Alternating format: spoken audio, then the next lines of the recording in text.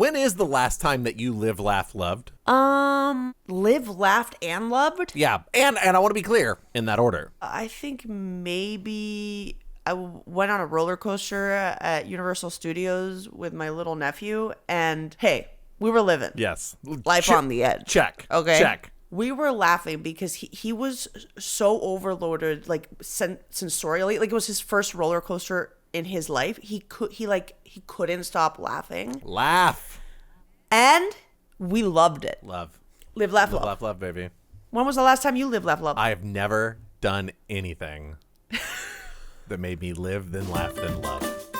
What I need is a home goods sign that said, live, laughed, exhibited cynicism.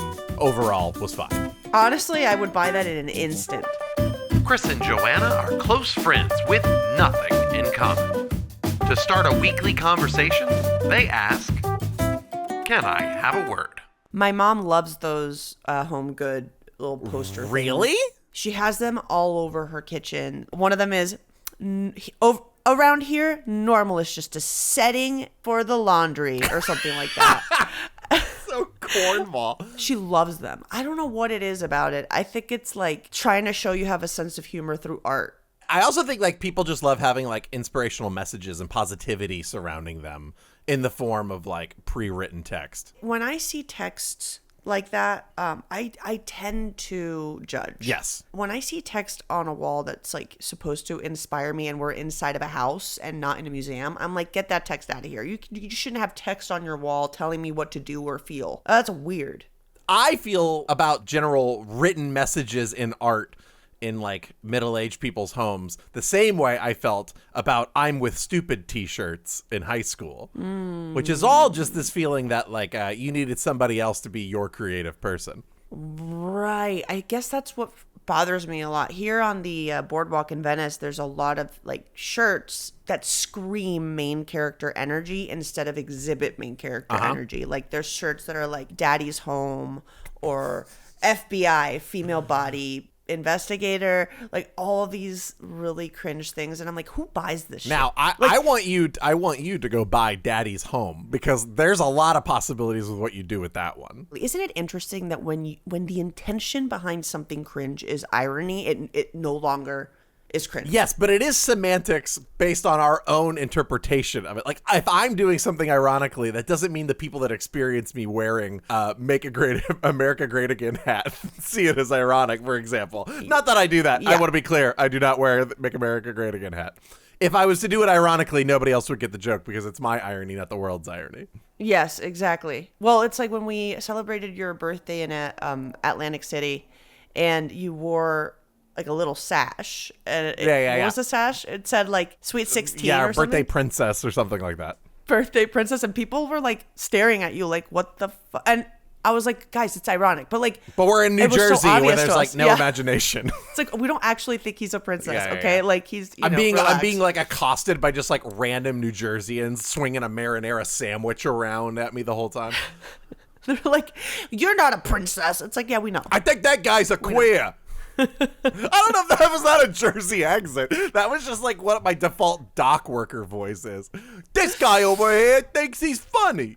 I feel like we don't see enough dock workers anymore. I saw it so much in movies. Like you would always see a dock worker in like one of those early America movies. I was convinced so many people worked at docks. I was convinced that every steam grate had a fog machine bursting fumes out of it all the time. Oh, like, yeah, you walk down a street and it's supposed to be like seedy, and there's just like a giant fog machine just like letting out steam everywhere. I was convinced that was the American decor. And now New York has not let us down. We have seen before those like big cone smokestacks that just look like construction bongs. What is all that smoke? What is that smoke? The smoke shouldn't be coming out. I don't ask any questions about what's going on under the city surface. I don't need to know. There's mole people down there. There's sewer juices. There's the rat kingdom. I don't need to know anything going on under my feet in Manhattan. I actually kind of want to know. Do you want to venture into urban spelunking? Is spelunking when you como que go into the subway tunnels? Well, yeah. So like urban spelunkers are those that are like They go into the subway tunnels and walk. Like, so they're the ones that are like, I can find the old City Hall station that no one has access to anymore, and they just go Spelunker? Spelunking. It's a cave term for cave exploration. But like urban spelunkers will also do things like climb to the top of bridges. Okay, so they're like urban adventurers. Yeah, definitely. I'll say it. I appreciate nature. I don't consider myself someone that is in love with nature. Like I know this about you, that you find nature fucking boring. I went to these insane gardens last weekend, and there was like 8 gardens, and they were all crafted in very different and particular ways. Like there was a desert garden, there was a tropical garden. I was just fucking like, get me out of here. Like, how many flowers? I don't feel anything.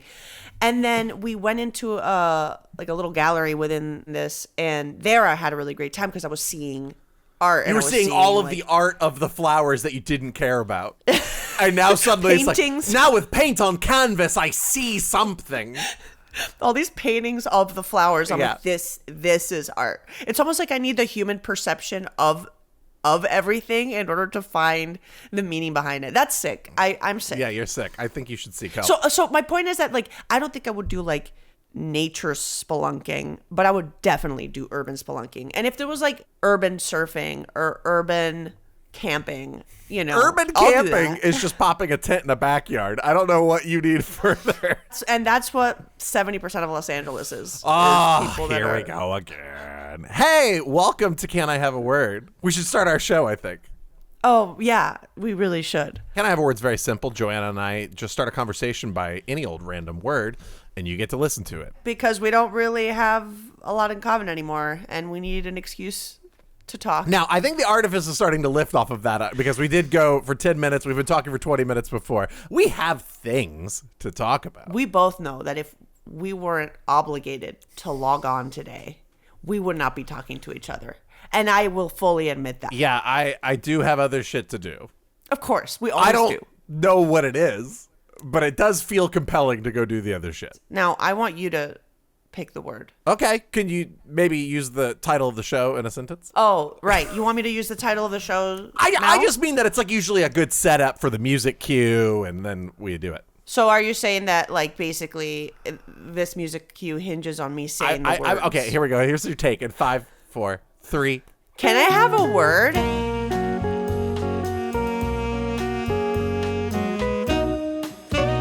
Oh, thank God. It's like you are so withholding sometimes.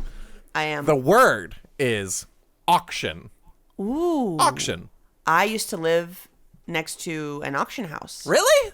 Yeah, Sotheby's. Okay. Oh, yeah. Okay, a fancy one. I should have assumed a fancy one. I think immediately I had in my head, here we go, $10 going, 15 going once, going twice. And I was like, you lived there? No, you lived next to a Sotheby's.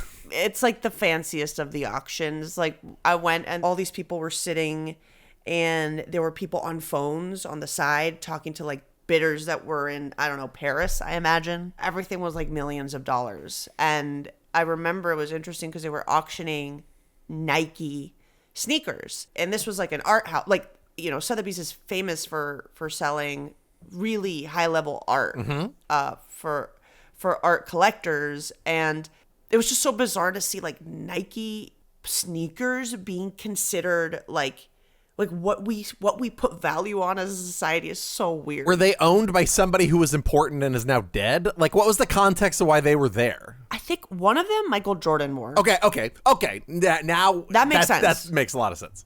Which is funny. A very famous person put his sweaty ass, big ass, fucking feet in here, and people are like, okay, yes, millions for sure. I gotta have that. What are you gonna do with it? You're gonna put it in like an acrylic case and stare at it. You're not gonna do anything else with it. It's so weird to me. You know that Banksy painting that was being auctioned, and it sold for I don't know how many millions. Let's say $5 million. And when it was sold, Banksy had built this paper shredder, and when it was sold, the moment it was sold, it went through the paper shredder that was in the frame of the painting. It was destroyed. But the irony of it all is that after it was destroyed, the strips of paper sold for more than the original painting because it became like more special. It embodies a moment and a narrative and a meaning. Yeah. And sometimes that can be interesting and curated, and sometimes that's some dipshit's shoe. And sometimes it's Michael Jordan's shoe. You know what I mean? Yes. To be clear, I was calling Michael Jordan some dipshit. I mean, I do like Michael Jordan, but when you said dipshit, I thought of O.J. Simpson. Wow. Because R.I.P. He just died. I hope he rests in... We should be clear. We're on a little bit of a delay with these episodes. He did die like 3 months ago. Okay. I heard somewhere that they sold his glove. Oh, yeah. That definitely went for sale, I believe. What a macabre.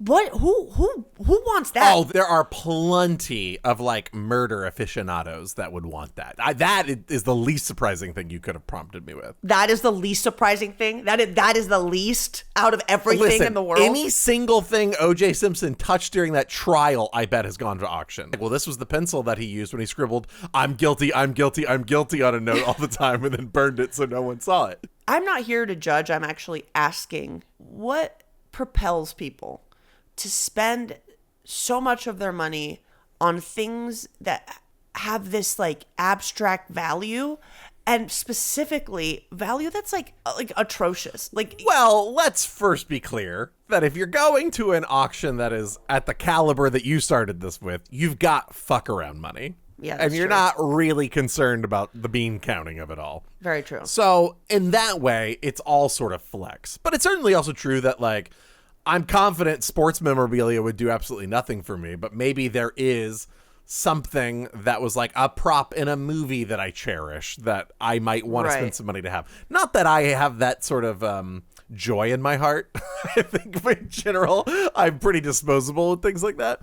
Everybody will have a thing that resonates enough with them that they're like, that's worth some of my hard-earned money. I guess. Now for it to be murder stuff just takes a different type of cat. You know? Oh, wait, you're in LA. Have you ever been to the Museum of Death? I haven't. The Museum of Death is a like collection and curation of torture devices, of memorabilia from murder cases. One of the things at the Museum of Death is just a collection of letters, like love letters to serial killers while they were in prison.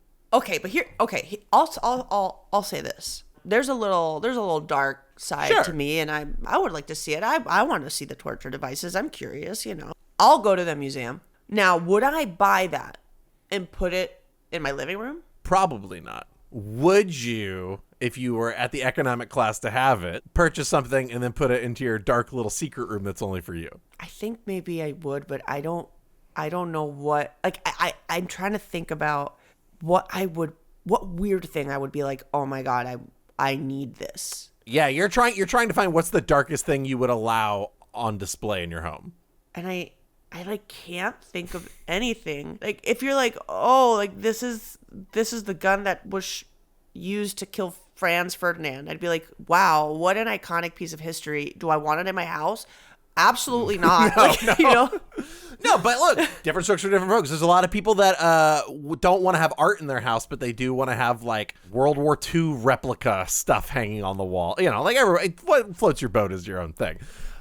But maybe a little too much money for OJ stuff. I think a little too much money for OJ stuff, and I just think it's interesting how much money is involved in a lot of these sort of pieces of history. I understand. It's what it is. It's like owning a piece of history. Right. But like, I think like something like the dress or something that Jackie Onassis wore when Kennedy was shot was up for auction. Big and bucks. It's like big bucks. People ache for something that no one else can have. It's how diamonds have been marketed to us. Mm-hmm. Diamonds are not rare. Yeah, totally. Diamonds are fucking everywhere.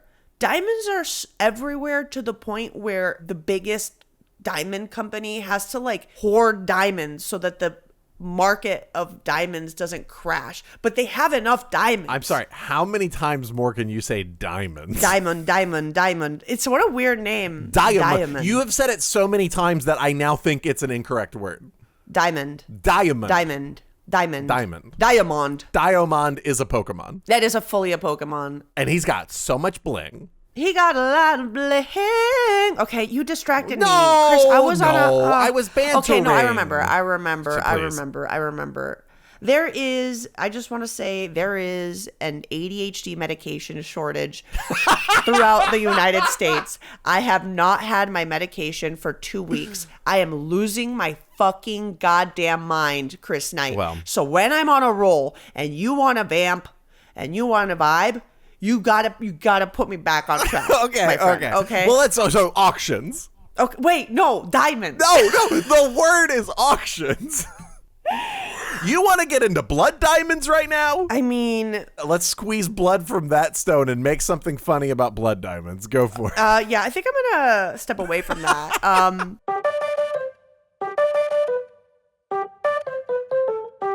Emeralds are significantly more rare than diamonds, but emeralds are more affordable than diamonds, and it's all because of the perception, not because of the reality. Markets make it all happen. Wow, what a... Did you come up with that yourself, Kris? I wrote it down in some notes first. I was like, I want to get the wording right. That's perfect. So wait, when you went to the auction, they had like the fun little flapper things? Yeah, and it was silent. Or like quiet. It's not a silent auction. I didn't know this. I didn't know that silent auctions were another thing. Silent auctions, my experience with those are like elementary school fundraisers. These sort of like, we don't want to hurt anyone's feelings sort of events. Right. So it's like you write on a slip of paper how much you would pay for the thing. You put it in a box, and then whoever put the most is the one who gets it. And then there's like auctions for houses that are foreclosed. Oh, Do you know yeah. Like, auctions encapsulate like the lowest of the low and the highest of the high. There's like a sport to auctions that people actually like enjoy the vibe of it. So it's like you have your like storage wars people where it's like there's a storage unit we cracked open. We're going to auction for who will spend what on it. I was thinking as we were talking about this, are you familiar with a police auction? I'm so afraid. I'm assuming it's an auction where police officers are auctioned off. For dates, yes. It's yeah. It's the hottest thing in Blue Lives Matter. Can you get the staff sergeant to go to dinner for you? No, a police auction is where they clear out evidence lockers. No. And they auction off the stuff. Why? Because it's like after a while, like if you don't need anything anymore, if a case is closed or whatever, you got stuff to get rid of. And so the things that can get auctioned off are like drug dealers' fancy cars or expensive clothing that was seized during search or all these sorts of things. And so like once like every 3 months or once every year in your local community, a police auction will happen where you could go and like, I had friends who got their high school cars by going to police auctions because they could get a car for like $500 because they just like needed to get rid of it. It's very funny because I also think like auctions are either an entire building on the Upper East Side that takes up a whole acre and it is free to go in and see all the art because there's so much money. Yeah. And there's all these like art historians that work there. And then you have auctions that are like, we don't know, we don't have the time, we don't know how much this is. That's exactly right. It's literally just like tell us how much. The we don't auction know. I am more familiar with is literally like, I don't know, what do you want for it? Yeah, that's literally what it is. It's a passing like, of the buck. know. It's like I'm not Googling. I don't want to spend any time I don't want to think about this at all. figuring out a good price for That's this. police Yes. auctions. That's estate sales. Like estate sale has this fancy sort of thing to it. And what it ultimately is someone died and I don't want to clear out their house. You just walk in and name a price. Yeah. And like there's a thriving business around doing that. What a word, right? Estate. Like estate sale. It's not like a dead sale. That's what it is. It's a dead person sale. If they just said we got a death bargain or something, I think you would attract the wrong audience. You have to make something fancy like estate sale, but then it's like coded language. I certainly didn't know that an estate sale didn't mean wealth. I always thought of it as like lifestyles of the rich and famous when I would hear an estate. Yeah, an estate. You're going to tell me if I died tomorrow, you're going to tell me I'd have an estate. I don't have an estate. Okay, But you technically do have an estate. What is my estate? Well, what do you own? Like 3 things. Yeah, well, that's your estate. That's my estate. I always feel like an estate is like if there's not manicured lawns and bushes, like that's not an From the estate. legal perspective, your estate is just the things that you owned when you died that have to now be divvied out and handled. My estate. Wow. I mean, I feel fancy. You should. You know what? If you go and get like a living will made, you'll feel very fancy. Is a living will like, I'm living, here's my will? I mean, I really don't think I would be able to get a dead will. No. But you can make your last will. This one is like in legal terms, this one's like a Google Doc with the edit settings turned on. Got it. So like if someone wrongs you, you're like, I'm taking you off my living will. But my last will. We made a living will when my daughter was born in order to be like, if we die, which one of the siblings do I trust to raise them? You feel like you are doing something very grown up, and what you're actually doing is just paying somebody a lot of money to write paperwork you can't read legibly. And now I just trust that will is helpful. Us as a society makes absolutely no sense. None of it makes sense. Okay, I'm going to go on a little bit of a rant. Here we go. I'm going to say it, and I mean absolutely no offense. I have these people in my family, I love these people, but I just do not understand these people. Tell me these people. I don't understand real estate agents. I'm sorry. Why do I need one? You don't understand real estate agents. You are an actor, or you have lived a life of an actor. Most of your peers quit acting to go be real estate agents. I know, and I know that I'm saying I might upset some people, but like I don't understand why society has created all of these ways to craft complications so that there's more jobs. Why do I have to pay this person like $3,000 because they opened the door to an apartment? Well, did they just open the door, or did they immerse you in the experience of what your new home could be like? I'm going to tell you what a recent real estate agent did and said to me.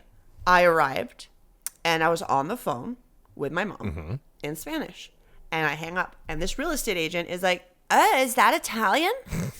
And I was like, no, it's Spanish. And she was like, are you sure? And I was like, am I sure? Am I sure the language I spoke? That I was speaking in Spanish? Yeah, no, I'm pretty sure. And she's like, but it sounded Italian. And I'm like, well, I don't know what to tell you. What if that is when you found out you had actually been living with a concussion for a while? Wow. You know what I mean? And you were like, was it Italian? Then you could go to the hospital and get your concussion handled. Or if she had been like, oh my God, is that Italian? And then I'm like, no, are you sure? Well, you know what is Italian? This granite countertop. If she had fucking used it, you know what I mean? Yeah, but she didn't. What you were feeling was that this real estate agent didn't have enough segue energy. She was just like, I literally like a warm body that said wrong things. And then I was like, I don't want to rent this apartment and pay her a bunch of money. Well, this is a problem with any like real estate agent person, is that like at the end of the day, it's a charisma job. Like I can appreciate having gone through purchasing a house, having somebody who was versed in how to do it. Because let me tell you, auctions, I should set the ground table. Auctions stress me out because I want to be able to know how much money I pay you to have the thing. So we are in simpatico in that way. Home buying is the same exact dilemma to me, which is I just want to hand you the money that says it's mine now. And like what there actually is all of this like, well, if you put in the bid on Tuesday, you could bid a little low and they might bite on it because nobody sent a bid in over the weekend. And there's like all this diabolical scheming just to like get a place to live. And like, I am not comfortable doing any of that. No. But a real estate agent is like, I live in these waters. Throw the chum and bring the sharks. I'm game for all of it. You know, it's basically a tour guide for something that isn't fun. That's right. It is a tour guide for something not fun. I said it. Okay, wait. This is a really good segue, which maybe I could be a real estate agent. Okay. Yeah. So, okay, wait. No, we're stopping right there. You can absolutely be a good real estate agent, Joanna. I would be so good, Kris. Yeah. I would be so fucking good. The key skill set is bullshit. Okay, well, also, I was going to say charisma, but yeah. Also charisma. But like bullshitting. It's like, you could tell me any nation made that countertop, and it sounds cool. Dude, you're so right. I would just improvise. You just improvise all day. This is Macedonian drywall. Yeah. You know, they really do it differently. They do it differently in Macedonia. Yeah. My friend who had the easiest experience buying a house was, interestingly, at a real estate auction. Oh. In Puerto Rico, there was like a lot of houses during the pandemic that were sort of like abandoned, and they basically organized these house auctions where, without being able to look inside the house, you had to go and like just bid on this house without having any idea what lies behind the front door. But my friend and her husband broke into the house. Oh my God, I hope I'm not like putting You them on are blast. such a narc right now. I am. They broke into what is now their house when it was abandoned, and they walked through illegally trespassing. But they were like, why would they do this? Why would they complicate the auction? Like, why not let us walk through and then like what like The idea of an auction is simple for the people that need to get rid of something. It is not simple for the people that wish to acquire the thing. Yeah, it's putting all of the work on the person that wants it. And then it's also teasing you with the idea that, well, in an auction, you might get a deal. But wait, what's the deal with the why not show it's kind of like those storage wars people that they can't see what's in the storage before. Why? Is it just because of like efficiency, or is it like part of the fun? It's like you don't know what you're gonna get, and this is like a happy meal. This is like an adult happy meal where thousands of dollars are at stake. Well, I can tell you exactly how Storage Wars currently works, which is the opening of the door, and you're allowed to look without crossing the border in. You're allowed to look through and see what you see. If you see like, oh, there's like I see a motorcycle. I think there's a motorcycle behind there. You might bid a little higher or something. I definitely think there's part of it is like thrill.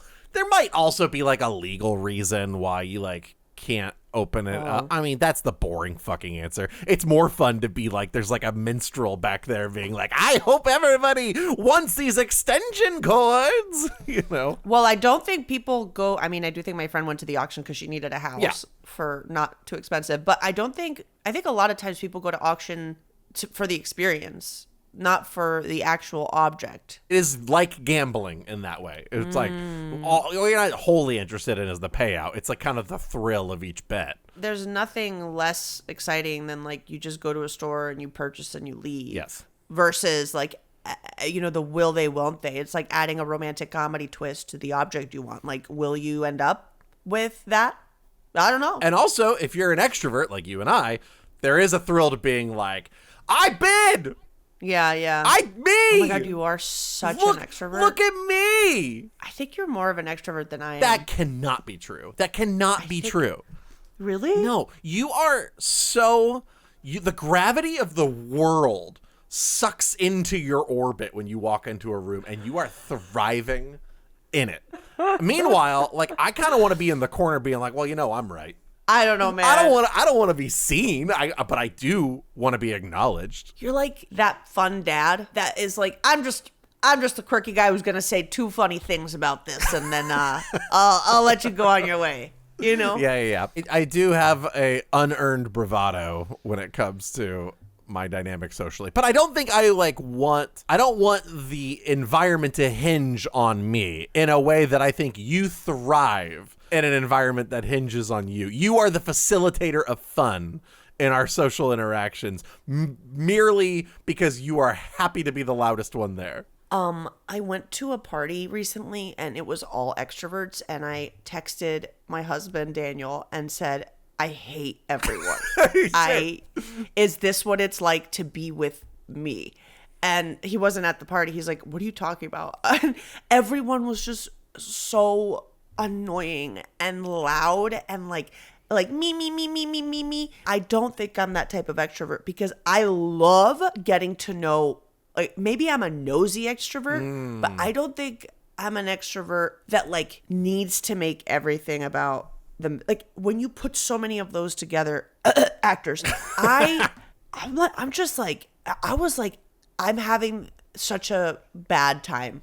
I think you are more extroverted than you think, and in that scenario, you just weren't in the mood to be competitive. Yeah, I absolutely wasn't. I don't need to be more than this right now. This is already a lot. I was just so quiet, and I just like observed and asked questions, and then like left early because I was like, if one more person breaks out into song, I am going to kill myself. You sing all the time. Yeah, no, I know. yeah. This thing you just described as fucking annoying, you do all the time. No, but it's different. I do think it's interesting how there used to be these jobs like auctioneer. Used to. I mean, is that a career? Yes, I don't know. That is still a career. Really? Yeah. The auctioneer at Sotheby's was like Thank you very much to the gentleman over there, number 32. And now we're going to move on to... And it wasn't like... You were trying to buy fine art, not cattle. That is true. Like, a cattle auction absolutely still has rampant, nonstop voice. Who did that? Who do you think it was just one guy and then someone was like, oh my God, those are my favorite auctions because he talks so fast? I think it's like all these sorts of things where it just everybody contributed a little bit and then it snowballed into a thing. Like, you speak that fast in order to keep people swept up in the moment and also to allow people to bid that sort of quickly. It like adds a lot to an energy, but I'm sure it just like evolved to this like weird occupational pigeon just because people started imitating what they had heard generations past. I'll say it. I'm going to say it. I think auctioneers are as useful as real estate agents. Wow. Why not just have people discuss and What? Just... and then choose, you know, who's willing to pay the most? Why do we need to go through this middleman? Okay, all right. We just created a middleman. Let's talk about that scenario. Okay, on the bid, you and I are going to bid for something. Something that's being presented to us is let's say a house. There's a beautiful house. It's a 3-bedroom cottage in a lovely vacationing area. And Love you it. and I are now going to discuss who should get it and for what price. Okay, it's me versus you, right? Me versus you. In your hypothetical idyllic world, the auctioneer is silent and just there to bear witness. Yeah. Please. Hey, listen. Let's talk. Like, how much are you willing to pay? $1 for million. Please. Here it is. Okay, listen. I hear you and I get it. I really want this house, and I don't want either of us to pay more than what we should. Well, how much are you gonna pay? I am only willing to go up to $1.5 million. 1.6. I own the house now. Wait. Hear me out. Okay. I have 6 months to live, and my life dream is to live in this cottage. Can you please just like let me have this cottage? Sell it to me when you die. I'll sell it to you when I die. For $20. No, I mean for what I paid, which will be less than what you just said 1.6. I'll pay 1.5. You just said you have 6 months to live. What do you need money for? $20. No, I mean I have an estate. Okay, it's part of my estate, and I have a living will. Okay. Wow, I have someone's got an estate. Will. She sounds so fucking fancy. $35. That's it. Take the fucking house, man. Take the house. Thank you. And that's an auction without an auction. There we go. Was it the worst thing in the world? No, but you did have to feign death in order to get anybody to take it. Hey, in this particular situation, maybe it was real. Maybe it was real. I agree with you at the end of the day. I am a person that like wants to just know the value of something. I don't like the value feeling not sticky. Like the fact that it can like fluctuate makes me nervous. No, It makes it's me feel like awful. there's no value to it at all. Like freaking plane tickets? Are you kidding me? Someone on that plane paid $100. Another person paid $700. It's basically an auction. They basically went to an auction, except it's all done online now. Well, I would prefer flying if I could buy a ticket via an auction. Really? Yeah, totally. You know how many times nobody wants to take a flight to the place I have to go for some obligation, but because, well, there's not that many flights to it, it's going to be a $600 ticket. Whereas, like, if it could just be auction and had a minimum bid of like $100 and nobody was there to bid for it, I could have the ticket for $100. This is why auctions are yummy to people. I find like not knowing prices or what I'm going to get out of an experience very anxiety inducing. And I think with the internet and like the fact that there's so much data and stuff, I think prices are becoming like prices change depending on where you're logging in from, like what internet you're using. Like the world is becoming an auction where they're trying to see an individual auction where they're trying to see how much you're willing to pay until it's too much. How do you get past the fact that auctions are just fun, though? Like what you're describing, none of that is fun. That just feels like oppressive capitalism. But an auction feels like I could go have a good day. Yeah, it's like a whole event. So, okay. So, like, do we see a future where we could make auctions fun again? That's so... Okay. I didn't mean for that to be Trumpy. I didn't mean for that to be Trumpy. But that was not ironic, and it also was not intentional. You know what I want? I miss when auctions were good. Yeah, I just missed when I could go to the auctions amongst one master race, and and buy myself a frying pan off a dead man's porch. I miss it. I'll say it. What's most important is that I got a good deal on the... Now there was only one master race. Did I get that part out? You know, you just said, I'll say it. And it's so funny because, like, these type of people would always say, like, I'll say it. I've been saying, I'll say it. When I'm about to say something, just ever so slightly problematic. Yeah, I mean, listen, we're not Republican, but... All right. Goodbye, friend. Goodbye, friend.